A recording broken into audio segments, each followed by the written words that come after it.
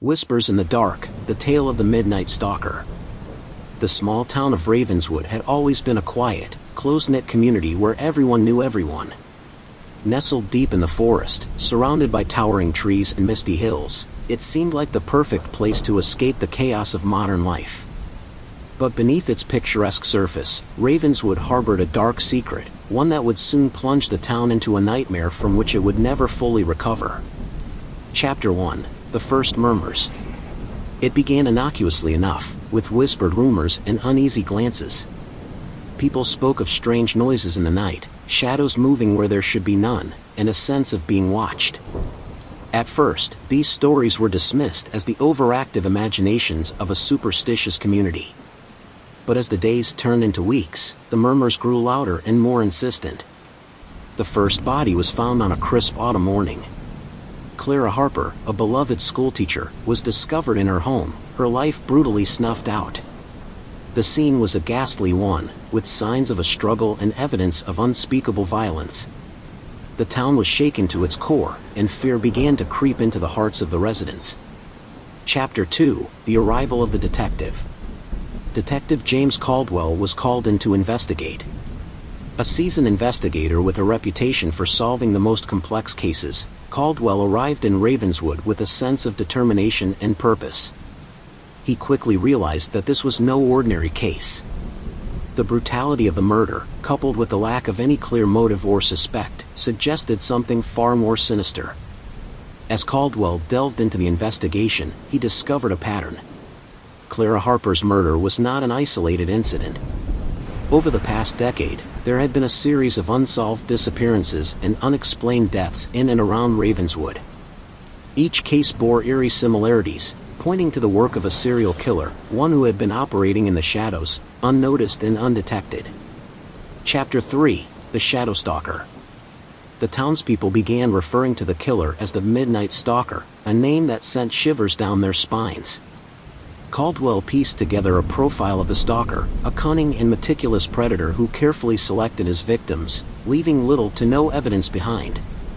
The killer's methods were both brutal and calculated, suggesting a deep-seated sadism and a twisted sense of control. Caldwell's investigation led him to a series of unsettling discoveries. He found old newspaper clippings, journals, and letters that hinted at a dark history of the town. Ravenswood, it seemed, had always been a magnet for darkness and despair.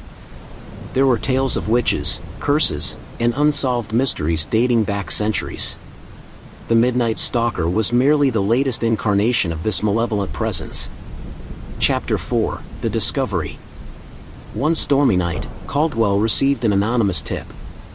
The caller claimed to have information about the stalker's identity and whereabouts. Desperate for a breakthrough, Caldwell followed the lead to an abandoned cabin deep in the forest. The cabin was a relic of Ravenswood's past, its walls adorned with strange symbols and unsettling artwork.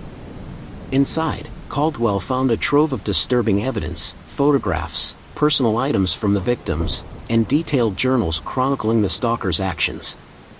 The journals revealed the killer's twisted psyche, a mind consumed by darkness, driven by a need to inflict pain and suffering.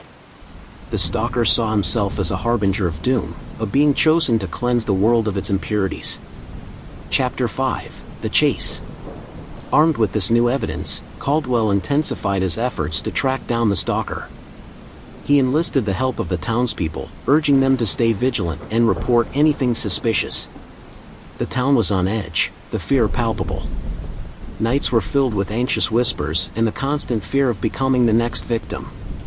One evening, Caldwell received another tip, this time more direct and urgent. The caller, whose voice was shaky and fearful, claimed to have seen someone matching the stalker's description near the old church on the outskirts of town. Caldwell gathered a team and rushed to the location, the adrenaline coursing through his veins. The church was an eerie, decrepit structure, long abandoned and falling into ruin. As Caldwell and his team searched the premises, they found signs of recent activity, footprints, discarded items, and the unmistakable scent of decay. It was clear that the stalker had been there, but he was nowhere to be found. Chapter 6. The Confrontation. As Caldwell explored the church, he felt a growing sense of dread. The walls seemed to close in on him, the shadows lengthening and twisting in unnatural ways. Suddenly, he heard a noise, a soft, almost imperceptible whisper. He turned, and there, in the darkness, stood the midnight stalker. The stalker was a tall, gaunt figure, his face obscured by a hood. His eyes gleamed with a malevolent light, and his presence exuded an aura of pure evil. Caldwell felt a chill run down his spine as the stalker spoke, his voice a low, rasping whisper. "You shouldn't have come here, detective," he said. "This is my domain, and you are trespassing." A tense and deadly game of cat and mouse ensued. Caldwell and the stalker moved through the church, each trying to outmaneuver the other. The stalker was quick and agile, disappearing into the shadows and reappearing at will. Caldwell knew he had to be careful, for one wrong move could mean his death.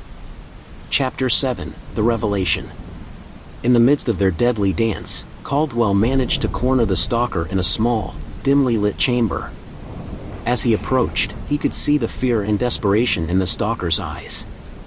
The killer was no longer in control, he was trapped and vulnerable. With a final, desperate lunge, Caldwell subdued the stalker, pinning him to the ground.